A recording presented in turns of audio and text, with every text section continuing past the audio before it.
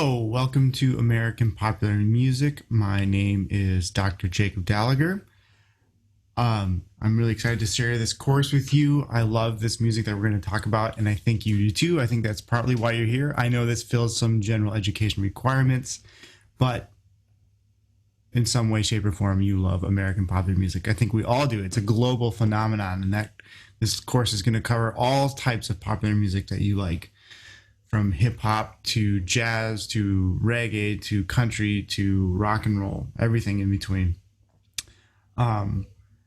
So before we jump into today's topic, I'll just give a brief overview of the course and why we're taking it, right? So not every country could have something called American Popular Music as an academic course, right? So American Popular Music really is unique in the world and in human history as being globally pervasive, right? People all across the globe in Asia and Africa, South America, Australia, everybody knows American popular music, going back to jazz, back to Louis Armstrong, through rock and roll in the 50s and 60s, especially Elvis. Everybody knows Elvis. Even if they don't know the name, they've heard the music. Everybody knows worldwide about American popular music, and it's in turn created new music genres across the globe, which have then come back here. It's a global phenomenon, completely unique in the history of the world. And it could have only happened here in the United States, right? We're a melting pot of cultures, and only in America could we have given birth to things like rock and roll and jazz and the blues. It's a completely unique phenomenon in time and history, completely unique to this place, and it's actually worthy of study. Most popular music throughout history, it tends to be trendy, lasts for a few weeks, months, years of popularity, and then it kind of fades away. But American popular music is also kind of unique in its lasting power, right? We still listen to Elvis and Duke Ellington. We still listen to, Jimi Hendrix and Cream, and we still listen to grunge bands like Nirvana. We still listen to NWA, and we still listen to funk bands from the 70s. And so it's still it has lasting power. So a lot of it actually in a way has become classical in that it's still listened to today. It's become canonized, right? And when something has lasting power and like lasting artistic value, it becomes in a sense a classical music, right? Just like Bach and Mozart and Beethoven, they were popular in their day and now have become classical because we still listen to it and they're still worth listening to. So American popular music is unique in that sense too. It's lasted a really long time and it's still popular. This course is a survey of American music, meaning we're going to cover a large variety of music and just try to cover everything a little bit. It's not a deep dive into any particular genre or any particular artist. So we will inevitably leave large holes in what we cover, which I apologize for. We might miss some of your favorite artists or songs, but we'll do as much as we can in our limited time. Also, no music was created in a vacuum, so we'll also need to examine the cultural and historical context from which this music came. We can't just talk about the music in isolation. It's not, it didn't come out of nowhere, right? Musicians have normal lives like us, and they're experiencing the political and cultural trials that we're all going through at the same time. So it's a reflection of society, it's reactive to society, and it spurs society on. So we need to look at how this music came out in that sense too. So we'll engage in critical thinking, writing, discussions on serious issues particular to American music, such as we'll have to hit race and sex and cultural appropriation, capitalism, drugs, alcohol abuse, suicide, and mental health, just to name a few. Those are the number of issues that will come up with the artists that we're going to study. And so you'll need to bring your unique perspective to this class and engage in the material. But along the way, you'll get to learn about and listen to a lot of our favorite music too. So it's not all going to be serious and dark, but there is the dark side, the heavy parts of music that we have to talk about. Okay, so today we're going to talk about the roots of jazz and blues. So I'll share my slides with you here. The roots of jazz and blues. So this is stuff that predates jazz and blues and kind of led up to its development. There's a lot of music that led to the development of jazz and blues, and we're going to just cover a few of them due to our limited time. So there's no really good place to start music history, right? Because history goes all the way back. It's all connected, right? Where do we start the beginning of American music? Well, American music came from European colonizers, right? It came from Native Americans. It came from, African slaves. It came from West Indian slaves. It came from the Spanish, not just English settlers, but also Spain came and colonized first. So there's all sorts of different influences. And we could go back. So we could go back to Western European music. We could go back to West African music. So there's no really good, because it's all connected. So where do we really start? I just kind of have to pick an arbitrary point. I could say the beginning of rock and roll. That's sort of what our textbook does. It says rock and roll is the beginning of music, of American popular music. But I really think we have to talk about the things that led up to rock and roll, and like popular recording, Billboard Top 40 style popular music. So I'm going to just choose, it's somewhat arbitrary, but I think it's like, it gives us enough context to understand where it's coming from. I'm choosing like the late 19th century as kind of where we're really going to start looking at American popular music for two main reasons. One, it's about the time where we have substantial records of American popular music, meaning we have sheet music or writings about it. And they're like the early 19th century and before that, there's not a lot of resources of first-hand accounts and stuff about what music was being played. There definitely was music, but we don't have as much information about it. And also because this is when African American music really starts to develop into something we might recognize. So definitely there is music from early colonies in the United States, but there's really no records of African American music until about the late 19th century. We start to get a little bit of information. So first, work songs. Work songs were sung by African American slaves on plantations and other places of labor. And they were sung for they served different purposes, right? One was just to pass the time, long days of hard labor, usually. Singing, making music helped pass the time.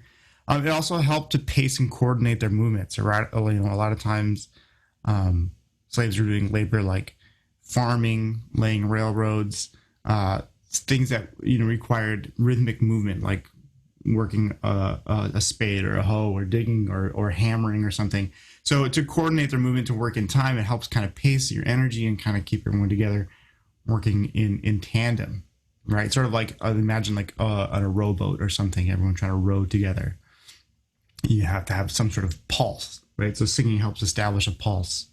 It's also used to communicate with one another. And oftentimes they would use a coded language that white masters might not understand to communicate, share ideas, maybe, and support each other. Express themselves, of course, musical expression. That's important in every form of music.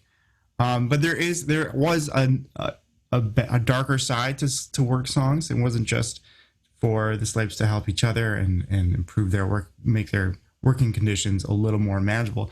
The slave drivers actually encouraged the singing sometimes because it helped them keep track of where the slaves were because they were in earshot, right? So if they stopped hearing singing, they would assume that a slave was trying to escape or something. So sometimes they were actually forced to sing so that slave drivers could keep track of them more easily in a large field or a large area. So that's not the best history, right? But that's the reality of what some work songs were used for. So I'll play just in just a second, but let me tell you some of the common characteristics of work songs. They're monophonic. So there's usually no harmonies, really. It's usually just kind of like a singular melodic line, maybe a few harmonies kind of improvised around that, and no counterpoint. So no line. Counterpoint means like a point against point, right? So a one line moving against the other line. It's pretty much one line. Pentatonic, meaning it's a 5-note scale, not usually not a full, what we think of as a Western major or minor scale. So a pentatonic scale, which would be like do, re, mi, so, la, just those 5 notes of a scale. So it skips fa and ti in whatever key you're in. They tend to be slow, right? Kind of pacing out the rhythm of the work. So they're not terribly fast, often punctuated by sounds of hard labor, which becomes part of the music in a sense.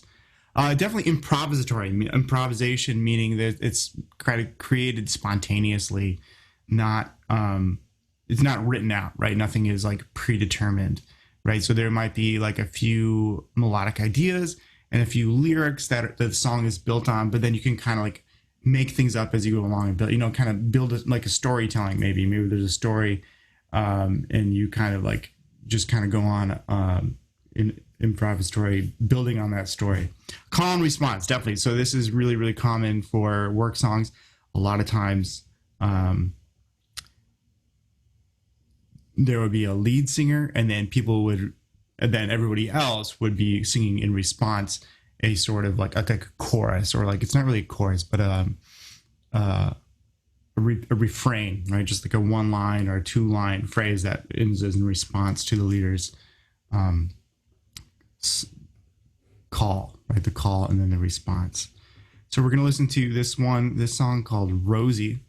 And this is recorded by Lomax, so I've written there. So he was not a slave. He did not sing work songs, but he was the first person to really document work songs. So he's an important musicologist.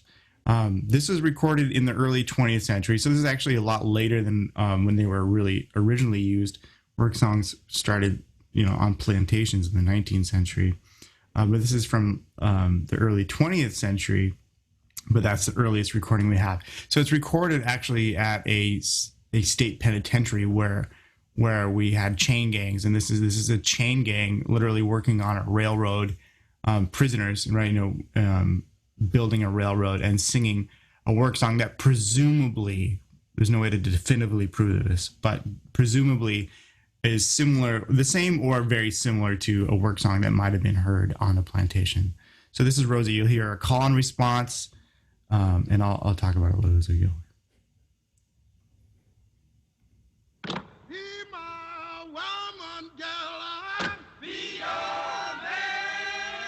So you hear the call and the response.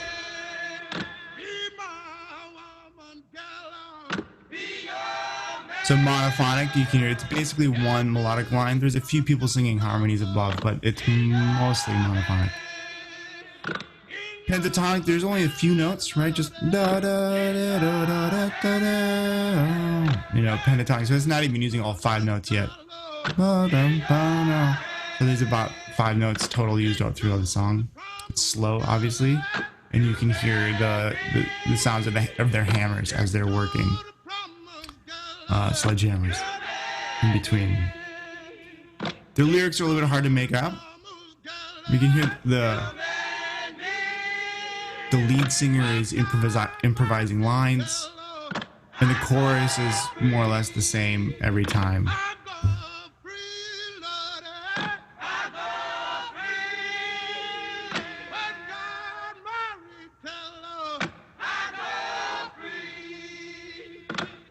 All right, so that's one example of a work song. I'll move on now. You can listen to the full thing on the playlist later. Spirituals. Okay, so they may overlap a little bit with work songs and song in style and purpose originally, but then, but the main distinction here is that spirituals were religious in context. I mean, that's not to say work songs wouldn't include some sort of religious content, but like spirituals are always religious, right? Always, and this is a Christian, Baptist, especially influenced kind of religious influence we have here. They are often more complex than work songs, right? They actually have more formalized harmonies, like kind of in a Western European style, like kind of influenced by hymns and stuff they might have heard from white people at church. They're more formalized, so not really much improvisation, right? So this is much more prearranged. I have biblical passages often chosen to reflect slaves' lives, and they often focus on Moses, Egypt, Pharaoh, right? Stories of liberation from the Bible, right? Slavery and liberation. So finding stories in the Bible that reflect their current condition. The most popular of which would be Moses and the escape from Egypt. So these right here, these are the Fisk singers. They were a group of singers, a small choir that got really popular in the early 20th century, singing spirituals that had been sung much earlier than that, but they started to tour in the early 20th century. And this is the first time that maybe white people really heard spirituals, right? They kind of toned down the spirituals a little bit, made them a little less edgy. They dressed up in formal, Anglo-American kind of tuxedos and dresses, and toured the north, and they kind of actually made spirituals were actually pretty popular across cultures for a while in the early 20th century. The Fisk singers actually still exist. It's obviously evolved quite a bit, but they still mostly sing spirituals. So yeah, one of the longest running choirs in the nation. Let me play a little bit of Go Down Moses.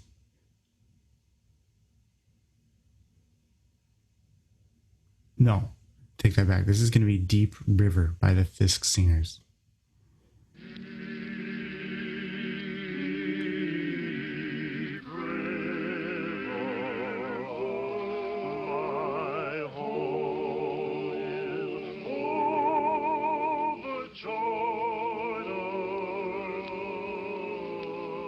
Singing about the Jordan River. Deep River. You can hear the very Western harmonies, right? It almost sounds like barbershop quartet or doo-wop, not doo-wop, barbershop. So these are the Fisk singers. So they're Western. They're trained in opera style singing. So they have a very anglicized kind of vocal style, but it's not that unlike what would have been done in more informal contexts in the 19th century. All right, again, you can listen to the rest on your own.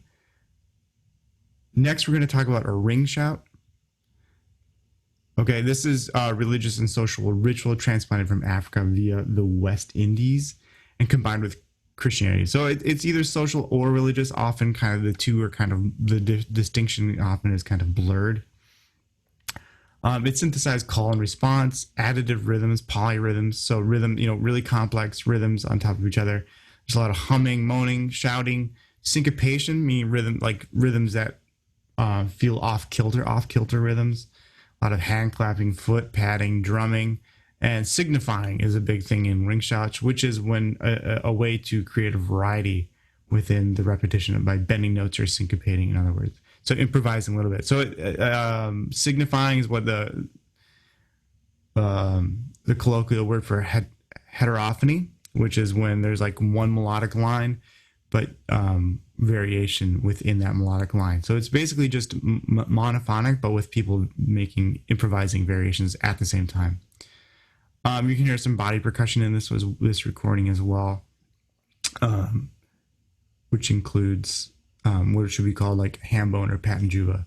Walking in a circle, obviously it's a ring shout, and I'll let the video do the rest of the talking. Let me adjust my recording so you can see it well. Here we go.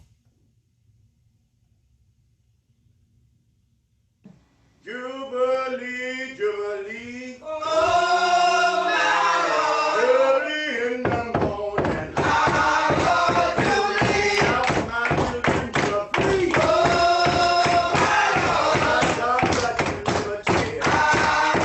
Jubilee, for me Sunday Christian. Oh, for me Monday ever.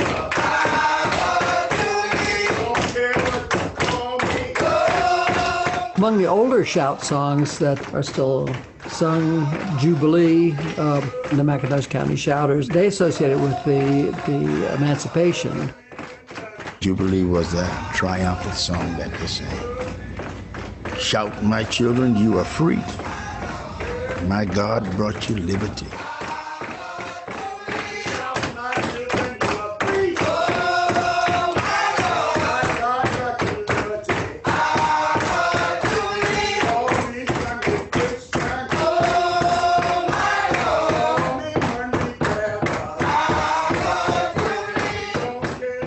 But it was sung at the Emancipation, and there's some fairly pithy words to it. You know, call me Sunday Christian, call me Monday Devil, referring to the masters, and so there's that kind of message to it. But the religion and the faith was a vehicle, and that's strong in the text of that song.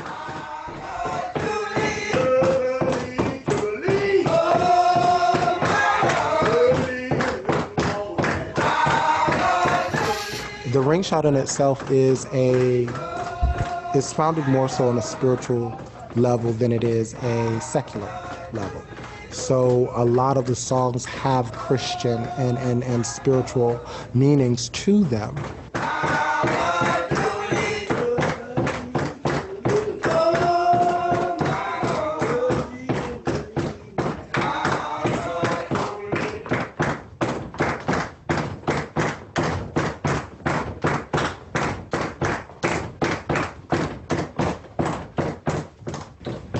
Free at last, thank God Almighty. I'm free at last. All right, so that's the ring shout. As you see, a lot of these things combine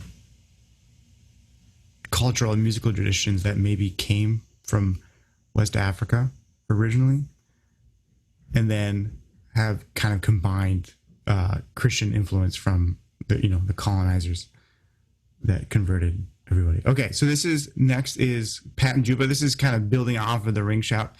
The ring shout and Pattin Juba are similar in a lot of ways. Pattin Juba is much more secular. Right? Ring shout can be religious. It can just be a social event too. I didn't really mention that in the video.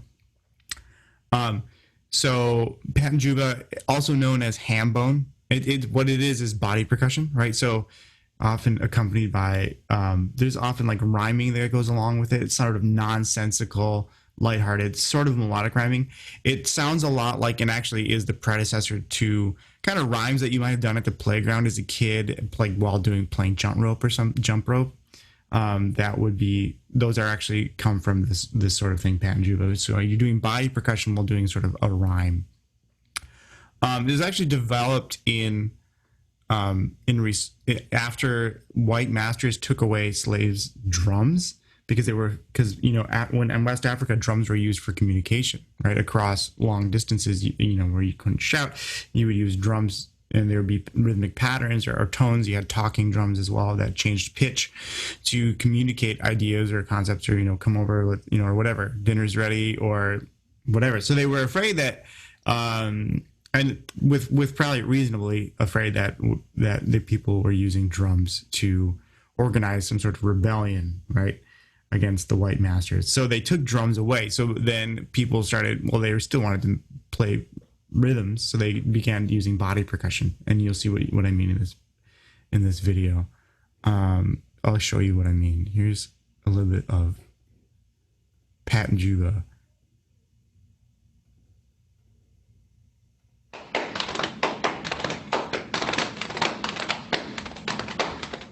The Stono Rebellion of 1739, and in that clip it may allude to the fact that drums were no longer permitted, no longer allowed on the plantations, because the enslaved were using the drums to send messages.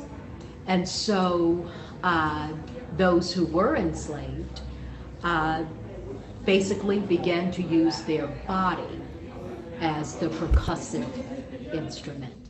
My name is Slap Jazz Dan, because I don't have rhythm. Rhythm has me.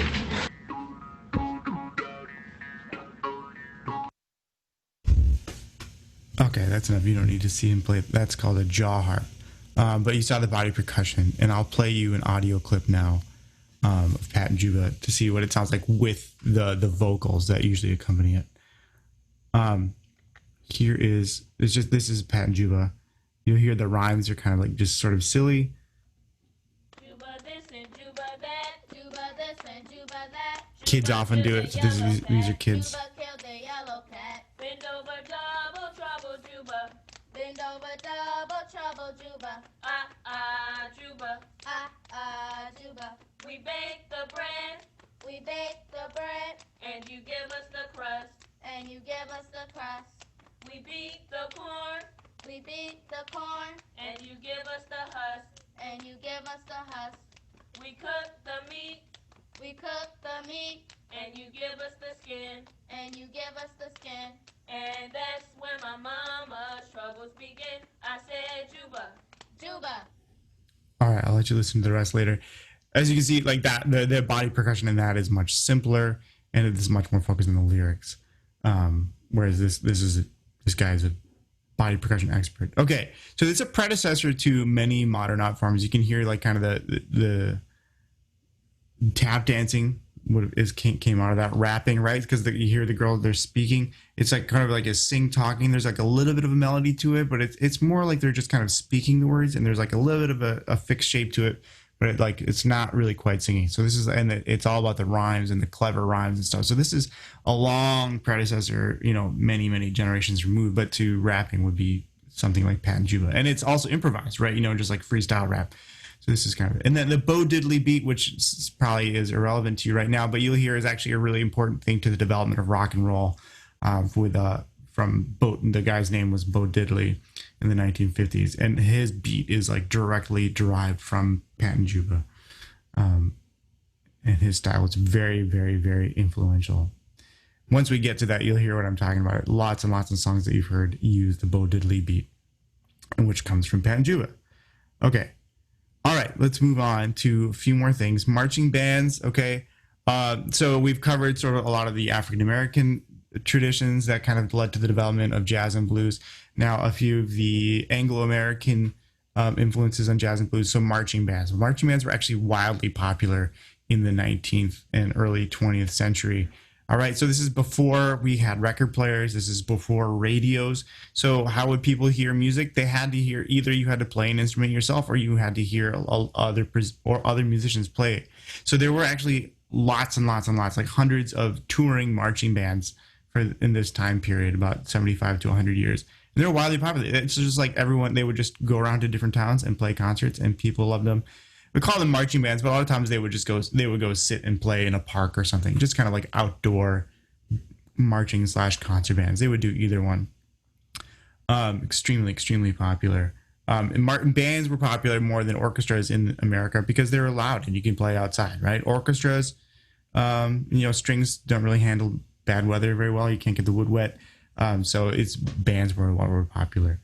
And what was in a band? Brass, trumpets, trombones, tubas, woodwinds, clarinets, flutes, saxophones eventually, and percussion, right? Drums, bass drum, snare drum, cymbals, that sort of thing, xylophone. What is a feature of a march? The music that they play, long, loud, strong, driving rhythms with regular, predictable forms, right? Almost like a dance. They're not exactly danceable, but they have a strong pulse and they make you want to move. And this is John Philip Sousa, the most popular march composer ever. He directed the Marine Band right down there here in DC for a long time. And here's one of his most famous compositions, the Liberty Bell March.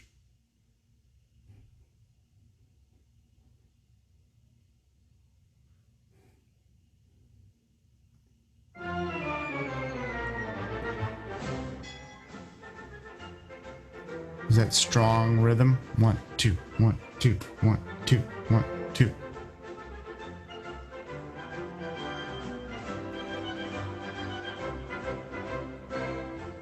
So it repeats the same musical idea again, a predictable form.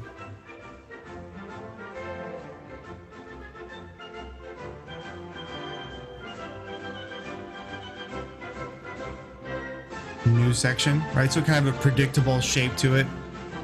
Everything kind of flows where you expect it to go, harmonically. And that the beat never relents, right? It's just 1, 2, 1, 2, 1, 2, 1, 2.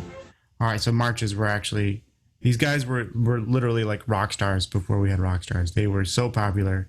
Everyone wanted to hear marches. They toured, played everywhere, extremely popular. And yeah, so ragtime. I think this is my last section in the roots of jazz and blues. So ragtime is kind of where things start to blend together a little bit, right? Up until now, I've kind of talked about distinct cultural musical forms, but now we start to combine African American and European American musical traditions. So ragtime, it juxtaposes a rigid march-like rhythm that we just heard with rich harmony, which come from the European, American musical traditions, with the syncopation and dissonance of African American music, right? So we kind of have the two kind of butted against each other. So you're going to listen to, first I'm going to play Will Marion Cook's song "Swing Along," Will Marion Cook, and you're going to hear like kind of a regular beat in the drums, in the percussion and the bass, but then you'll hear syncopated rhythms, right? Off kilter rhythms that don't fit squarely into the beat on top of that. This is "Swing Along." 1, 2, 3, boom, boom. So the beat's really steady, right? But then the melody,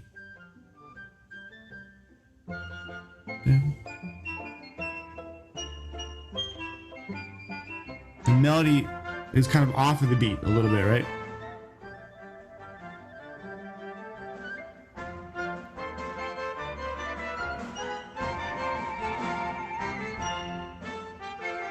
So Will Marion Cook, he was an African-American composer of ragtime, writing for bands, right? Ragtime bands. And then let me skip down to Scott Joplin next, then we'll come back up to W.C. Handy.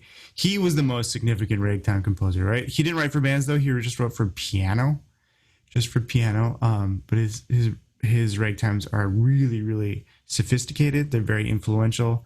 They're extremely well-written, and they're kind of ingenious, right? He was a musical genius. We'll listen to Maple Leaf Rag, which you've probably heard of before by Scott Joplin. And same thing, you'll hear a really regular beat in the left hand and syncopated rhythms in the right hand and some nice complex harmonies, which are really enjoyable to listen to. And like a march, also another characteristic that's similar is that you'll hear like the sections are very clear. The sections of the song are very well clearly delineated and they repeat. So it's a very predictable form overall. Listen to the left hand first. Bum, bum, bum, bum. Really steady beat.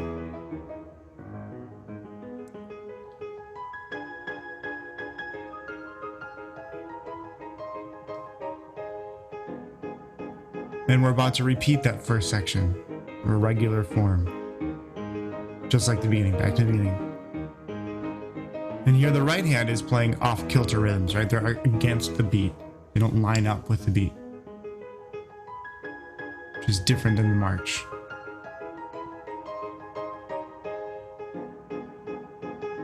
Okay, we're getting to the end of this repeat, and then we'll get into a new section, a very predictable form, a new key. It's a sophisticated modulation. That he studied Western music, Western European music.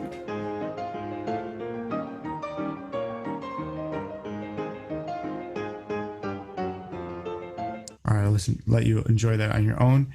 The rest of it, okay. And then last but not least is W.C. Handy, aka the father of the blues. Okay, he didn't really invent the blues, right? Just like most of these nicknames are kind of misnomers. But he was the first to really notate and then orchestrate the blues, right? The blues is kind of one of a folk music, so W.C. Handy is the first person to really commercialize it. And even though it's called the blues, it's really, you're going to hear it really sounds more like a ragtime than what we will later learn of is as the blues. All right, it's really a ragtime, but they called it the blues at that time. The distinctions between the two were unclear. People just called everything that sounded like vaguely African American. They kind of called it the blues. So this is Memphis Blues, one of his most popular compositions. It's very fast.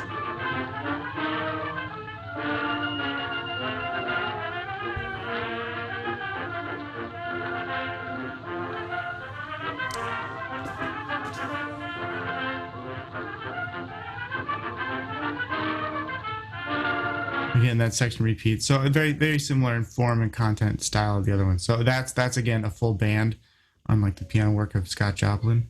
And that's Ragtime. And that's all I have for this lecture. Have a good day.